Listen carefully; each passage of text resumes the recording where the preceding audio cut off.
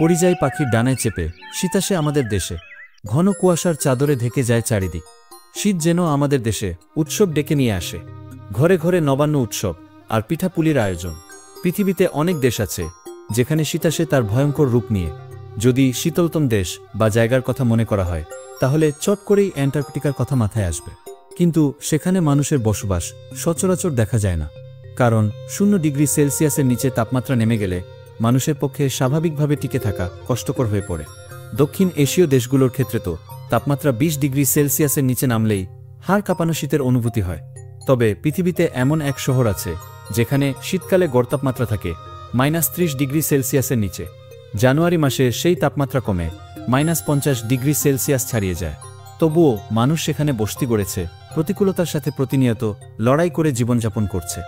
বলছি পৃথিবীর শীতলতম শহর ইয়াকুটস্কের কথা। রাশিয়ার ইয়াকুটিয়া বা শাখা প্রজাতন্ত্রের রাজধানী হল ইয়াকুটস্ক, যা উত্তর মেরু থেকে 280 মাইল দূরে অবস্থিত। রাশিয়ার উত্তর পূর্ব দিকে এই শহর অবস্থিত হওয়ার কারণে বিশ্বের বাকি অংশের থেকে এই অঞ্চল অনেকটাই বিচ্ছিন্ন বলা যায়।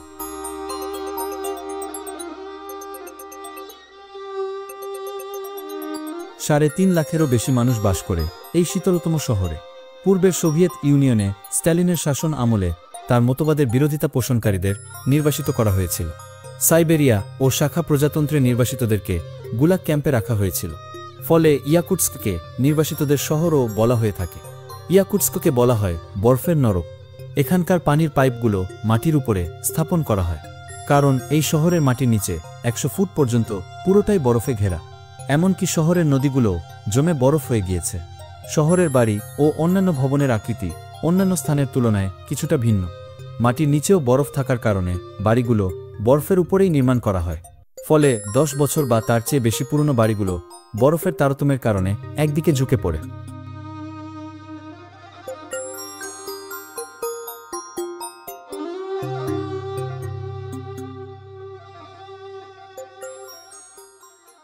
এখানকার আবহাওয়া অনেক ঠান্ডা ও শুষ্ক।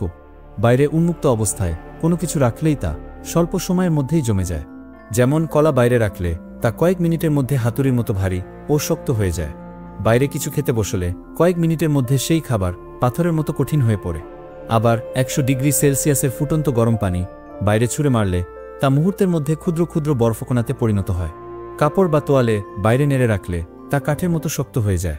এই অঞ্চলের মানুষ মেটাল ফ্রেমের চশমা পরে না, কারণ এতে চশমা ত্বকের সাথে আটকে গিয়ে দুর্ঘটনা ঘটতে পারে। যারা এই শহরে গাড়ি ব্যবহার করে তাদের যেন ভোগান্তির শেষ নেই।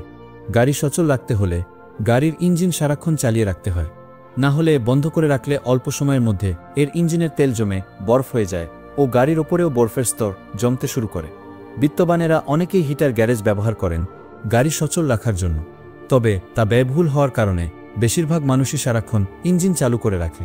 এতে অনেক জ্বালানির অপচয় হয়, যার ফলে এ শহর যানবাহনের ধোঁয়ায় ছেয়ে যায়।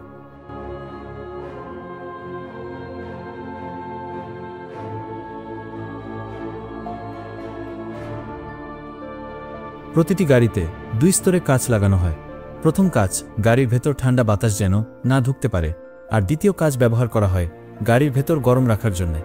রাস্তায় চলন্ত অবস্থায় গাড়ির কোনো সমস্যা হলে 20 মিনিটের মধ্যে কোনো ব্যবস্থা না নেওয়া হলে বেঁচে থাকারই আশা ছেড়ে দিতে হয়। আবার মোবাইল ফোনও এত কম তাপমাত্রার মধ্যে ঠিকমতো কাজ করে না। তখন এই শীতের মধ্যে দীর্ঘক্ষণ বাইরে থাকায় শরীরে ফ্রস্টবাইট ও হাইপোথার্মিয়া শুরু হয়, যার পরিণাম হয় মৃত্যু। মারাত্মক ঠান্ডা থেকে বাঁচতে সেখানকার মানুষেরা পশমের তৈরি কয়েক স্তরের গরম কাপড় পরে থাকে, কিন্তু তাও যেন যথেষ্ট মনে হয় না। এমন প্রতিকূল আবহাওয়ায় দীর্ঘক্ষণ হাঁটা প্রায় অসম্ভব। দীর্ঘ সময় বাইরে থাকলে শরীর ঠান্ডায় জমে অবশ হয়ে পড়ার মতো অবস্থা হয়। তাই সব সময় হাতে একাধিক গ্লাভস পরে থাকতে হয়। একটা পরে থাকলে হাতের আঙ্গুলে ব্যথা অনুভূত হতে পারে, আর বাইরে থাকা অবস্থায় গ্লাভস খুললে 5 মিনিটের মধ্যে ফ্রস্টবাইট হয়ে যায়। প্রতি বছর ইয়াকুটস্কে শীতকালে ফ্রস্টবাইটের কারণে অনেক মানুষের অঙ্গহানি ঘটে।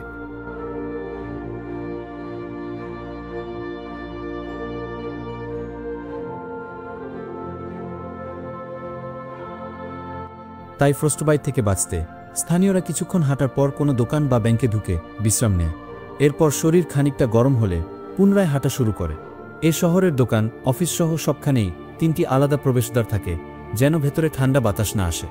বরফ জমে থাকে বিধায় সিঁড়ি অনেক পিচ্ছল থাকে। যার জন্যে সবখানে সিঁড়িতে কার্পেট ব্যবহার করা হয়। সেই সাথে ফুটপাতে প্রতি ঘন্টায় বরফের স্তর পরিষ্কার করতে হয়। সাধারণত রেফ্রিজারেটরের তাপমাত্রা 2 ডিগ্রি থেকে 4 ডিগ্রি সেলসিয়াস থাকে। অন্যদিকে ফ্রিজারের তাপমাত্রা থাকে -18 ডিগ্রি থেকে -20 ডিগ্রি সেলসিয়াস। কিন্তু ইয়াকুটস্ক শহরের তাপমাত্রা রেফ্রিজারেটর ও ফ্রিজারের থেকেও কম হওয়ায় অনেকেই ঘরের জানালার বাইরে কিংবা বারান্দায় মাছ-মাংস বা অন্যান্য খাবার রাখে। এমনকি বাজারে গেলেও দেখা যাবে বিশাল মাছ ও বিভিন্ন পশুর মাংস উন্মুক্ত অবস্থায় সাজিয়ে রাখা হয়েছে। কারণ এত কম তাপমাত্রার কারণে দিনের পর দিন কোনো রকম সমস্যা ছাড়াই মাছ-মাংস দিব্যি সতেজ থাকে ও পচে যাওয়ার চিন্তা থাকে না।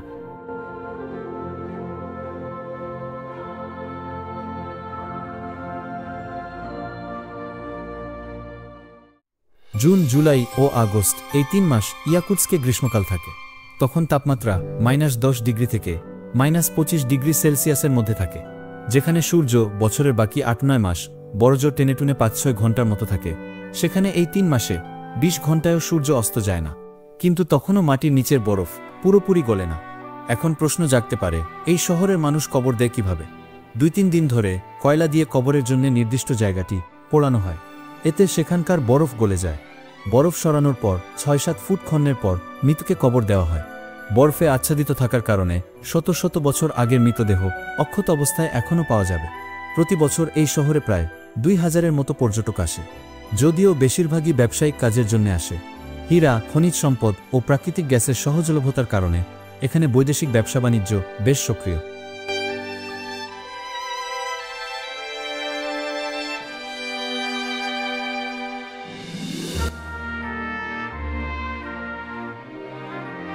ইয়াকুটস্কে এখন পর্যন্ত সর্বনিম্ন তাপমাত্রা রেকর্ড করা হয়েছে -64.4 ডিগ্রি সেলসিয়াস। এই অত্যন্ত ঠান্ডা আবহাওয়ার মধ্যেও স্থানীয়রা তাদের স্বাভাবিক জীবনযাপন চালিয়ে যাচ্ছে। তবে চিন্তার বিষয় হল, জলবায়ু পরিবর্তনের কারণে বরফ গলছে। এই বরফ গলার সাথে সাথে এতদিনের সুপ্ত ভাইরাস জেগে ওঠার আশঙ্কা রয়েছে। মাটির নিচের বরফ বা পার্মাফ্রস্ট গলে গেলে ভয়ঙ্কর প্রাকৃতিক দুর্যোগের সম্মুখীন হতে হবে পৃথিবীর।